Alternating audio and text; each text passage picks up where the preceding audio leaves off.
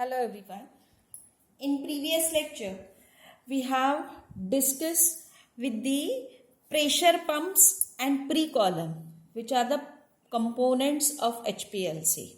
So we have discussed the details of pressure pump, we have discussed different types of pressure pump, and then we have discussed about the pre-column. So today we'll continue with the components of HPLC or instrumentation part of HPLC. So next component of HPLC instrumentation is sample injection system. So today we are going to discuss that sample injection system.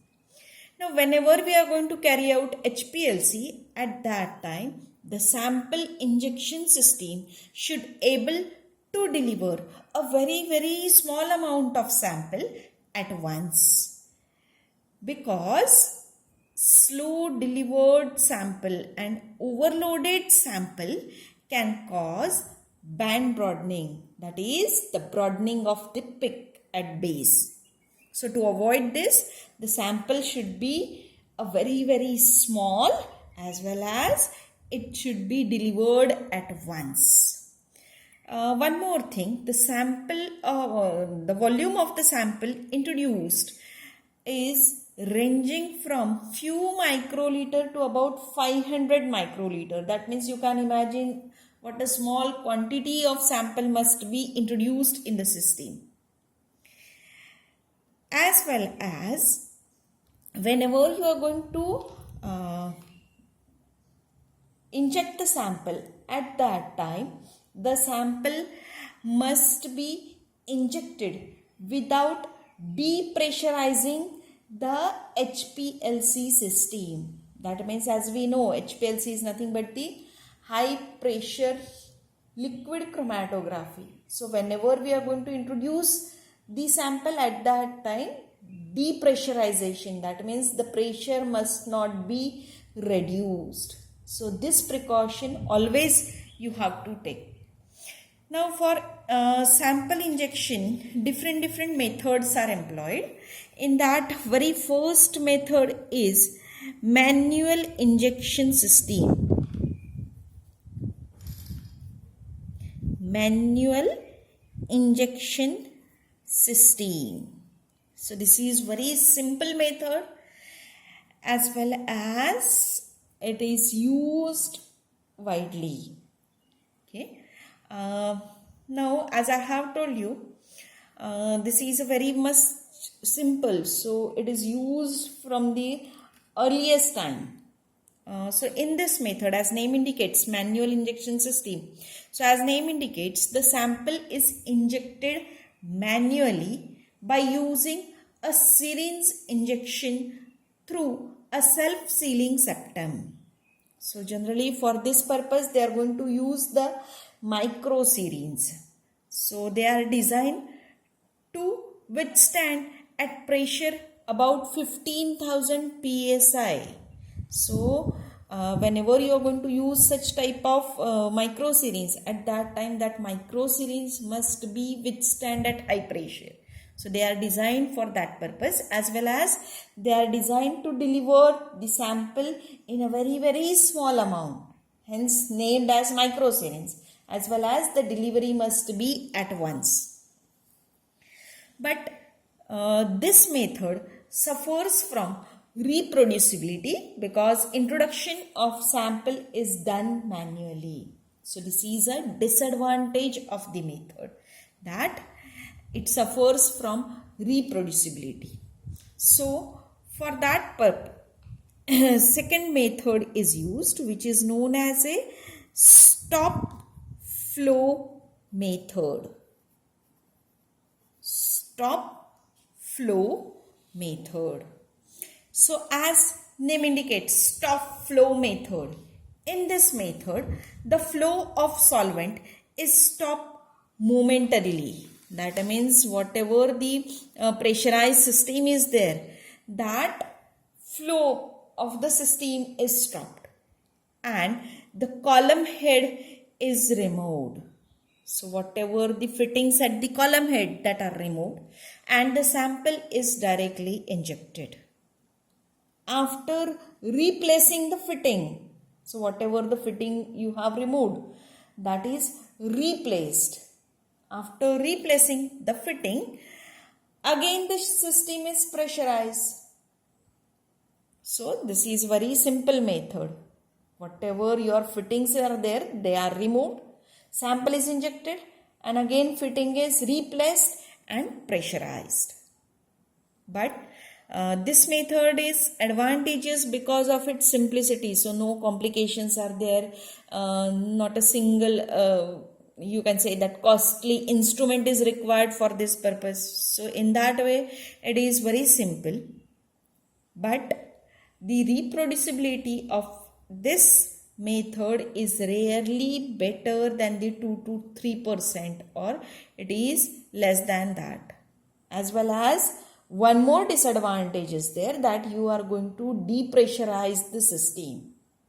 So these are two disadvantages of this top flow method. Otherwise, this one is the simplest method. So these two we have discussed. Now one more method is there, third one, which is known as a sampling loop method.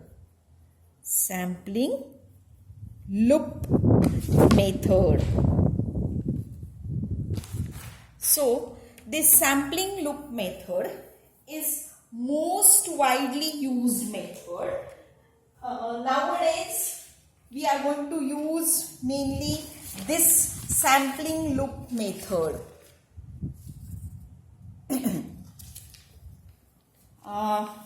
Nowadays this is most widely used method. So why it is most widely used method, that we'll discuss, because whatever the limitations or disadvantages are there in this previous two method, that is manual injection system and stop flow method, are totally you can say that overcome in this sampling loop method. So this is most widely used method for the introduction of sample. So in this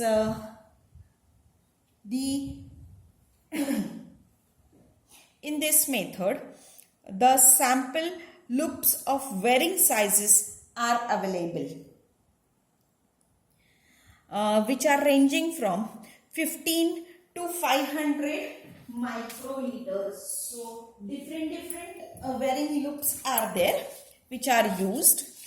One more thing is that they are designed to use at high pressure. That means they are designed to withstand up to 7000 psi pressure.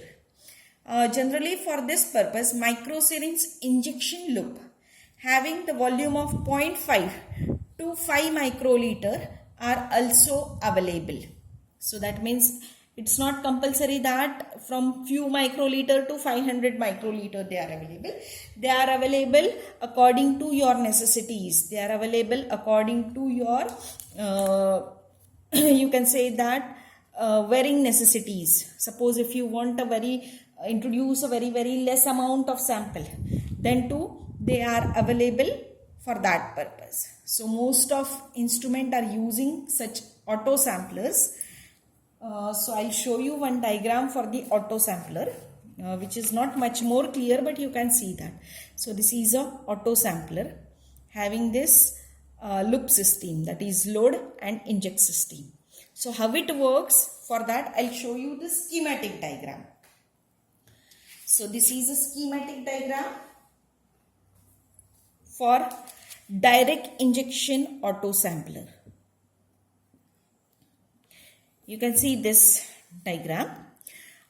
So this is which comes from pump, that is from pressure pump, and goes towards the column. At the same time, this is an auto sampler. So this auto sampler works like this.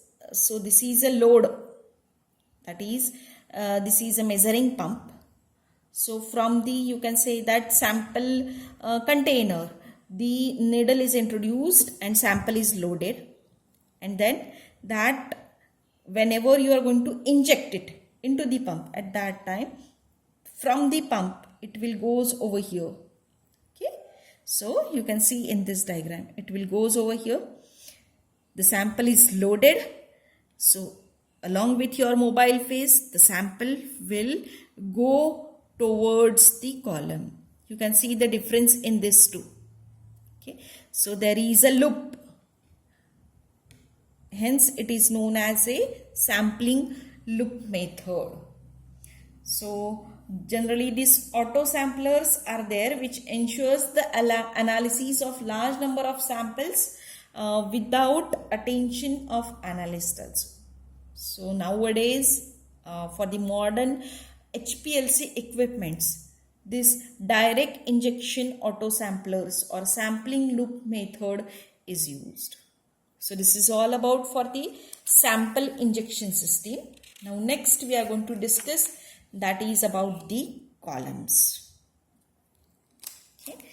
Now columns used in HPLC are made up of stainless steel tubing or with the heavy wall glass tubing. But whenever you are going to use the glass tubing, at that time that is glass tubing columns are preferred only at low pressure.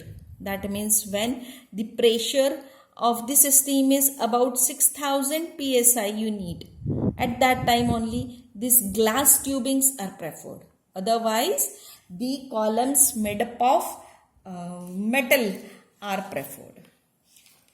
Generally the cost of HPLC column is high. Now according to the today's market rate, they are available from 15,000 to 35 to 40,000. So such a that means you can imagine a very simple column, but then too it is too costly. So generally column are stretched with the length of 10 to 30 centimeter and with the internal diameter from 2 to 10 millimeter or 4 to 10 millimeter. If you require the additional length of the column, then the two or more columns are combined and the or you can say that 2 to 3 columns are coupled and hence the length is increased. Okay. The particle size used for the column is ranging from 5 to 10 micrometer. Now most common column used in HPLC is of 25 centimeter in length with the internal diameter 4 to 6 mm packed with 5 micrometer particle size, and this column contains 40,000 to 60,000 plates per meter. So just I'll show you the column because I have a column HPLC column which is used in HPLC. So you can see this is a HPLC column. So these are the, you can say that column tube packings, and you can see this is a column, that is column head. Okay, so this is a column made up of stainless steel. The length of the column is 25 centimeter with the internal diameter 3 mm. So you can imagine such a small column is there, then other details are written over here. So this is a pre-packed column. So such a small column is of near about of 35,000 rupees. So you can imagine why HPLC is a costly technique, because such a columns are very you can say that costly. Now normally columns are operated at room temperature, but that is generally HPLC is carried out at room temperature, but some modern commercial instruments are equipped with the column heaters, or you can say that column thermostats are there. So which can control the temperature of column from 20 degree to 150 degrees Celsius. So such type of columns with the thermostat or with the temperature control are also available, but cost of that column will increase. Now generally in HPLC the two types of column packings are used. One is pellicular particle column packing and second is porous particle column packing. So very first we'll discuss about the pellicular particle column packing. Pellicular particle column packing. So in pellicular column packing, the packing is consist of spherical, non-porous glass or polymer beads with a diameter of 30 to 40 micrometer. Okay, so diameter is 30 to 40 micrometer.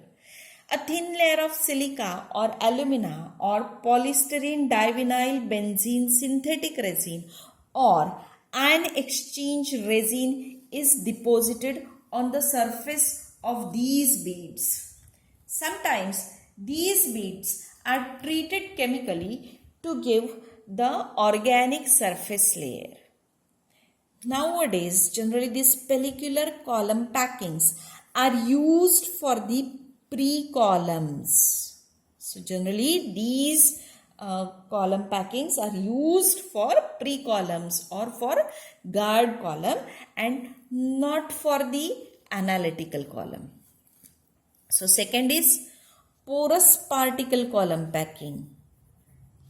Porous particle column packing. So this porous particle column packing is composed of same silica or alumina or polystyrene divinyl benzene synthetic resin or ion exchange resin, but the difference is that their particle size is having a diameter from 3 to 10 micrometers. So you can imagine the particle size of this pellicular column packing and porous particle column packing. So it is near about 10 times less than the pellicular column packing, and generally this porous column packing is used in analytical column of HPLC. Okay. Now these microparticles are of uniform size and generally they are made up of silica. That is, even they are made up of other, but generally the silica porous particle column packings are preferred.